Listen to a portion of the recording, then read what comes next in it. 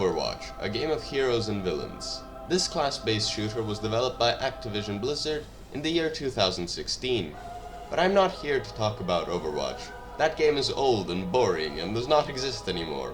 Instead, today I'm talking about Overwatch 2, the totally completely new game released in 2022. Whatever you may think of the game, you cannot help but appreciate its complexity. From the maps, to the roles, to the game modes, and especially the heroes ranging from supports like Mercy and Zenyatta, DPS such as Reaper and Tracer, and tanks like Reinhardt and the recently released Ramatra. Though in the latest update, one of my personal favorite heroes was nerfed into oblivion, and this video is here to pay memorial to the best tank. Now I'm not talking about the funny monkey scientist or the walking fortress. Instead, today I will focus on the one-man apocalypse. Roadhog. Roadhog is an Australian mercenary that keeps to himself. He is recognizable by his giant stature and trademark gas mask. His real name is Mako Rutledge, and after the Omnic Crisis, a war between humans and robots, he found himself a displaced and homeless individual with many others in the Australian outback. This was due to the Australian government giving away their land to the Omnics, or robots, in the Overwatch universe. After a violent rebellion of the Outbackers and the formation of something called the Australian Liberation Front, an Omnium, a factory that makes Omnics, was destroyed, leading to the radiation from its core spreading across the Outback. Mako and many others were forced to adapt, and thus Mako donned his famous gas mask, which over time stripped him from his own humanity. He later teams up with Junkrat, an insane bomb specialist, and goes on a robbing trip around the world.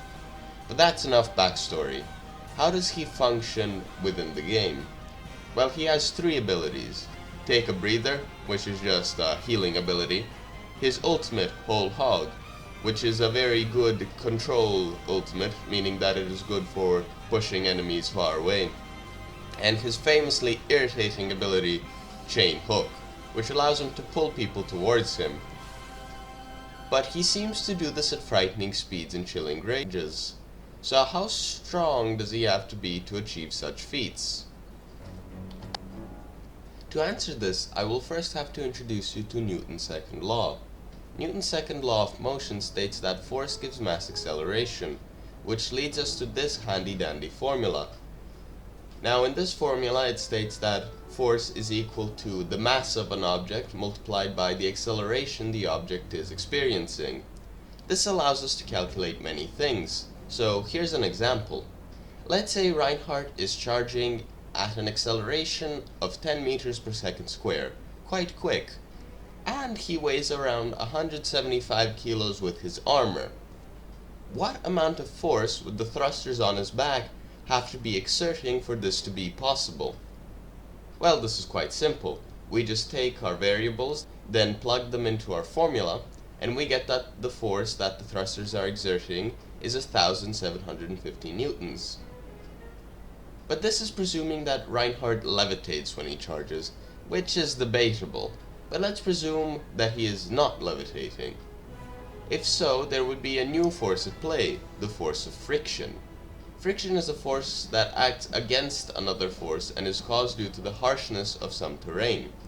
The formula for the force of friction is μ times m times g, or the friction coefficient multiplied by mass multiplied by the gravitational constant, with the friction coefficient being specific for every interaction and the gravitational constant being 9.81 meters per second squared.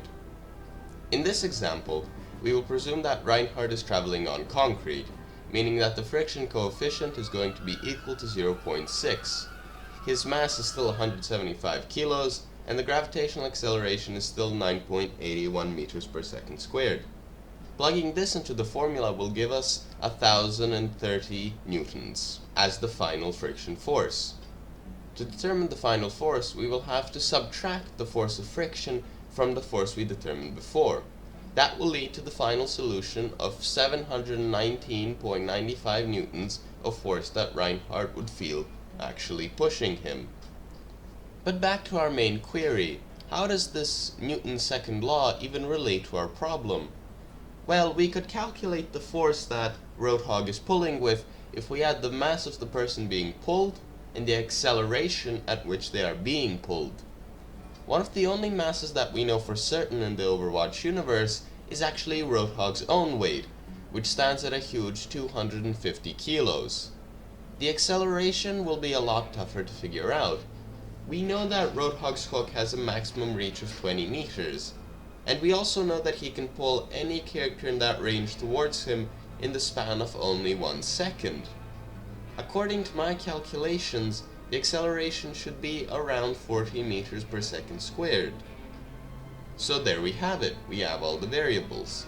He is pulling a 250 kilo person with an acceleration of 40 meters per second squared, which, when put into our formula, will be equal to a whopping 10,000 newtons. That is 2.5 times as many newtons as it would take to break a spine. And this gets even worse if we factor in the friction force. The friction force would be equal to 0.6, the coefficient of friction when somebody is standing on concrete, again 250 kilos, which is going to be Roadhog's own weight, times 9.81 the gravitational constant.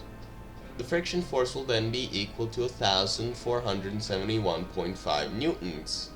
When subtracted from the force that Roadhog is pulling, this would still leave 8,528.5 newtons of force being exerted on the person, and would still cause a lot of damage. Not only that, but the friction force would act on the individual's legs, as they have to try to stop the pull as hard as they can. And the harder they try to resist, the more the friction coefficient will increase, which means the more the friction force would increase. And the friction force would be felt upon the individual's legs, which means that at one point, when the friction force becomes around 4,000 newtons, the individual's legs would shatter. Yes, pretty grim, not to mention intimidating from the one-man apocalypse. And that's that. That's the end of this whole project. I hope everybody who's watched these videos has shown at least some interest. I mean, the analytics say that they have. I'm probably not ever going to continue doing this, because it was very stressful, but thank you anyways for anybody who actually watches till the end of these videos. Do you ever shut up? Goodbye forever, I guess.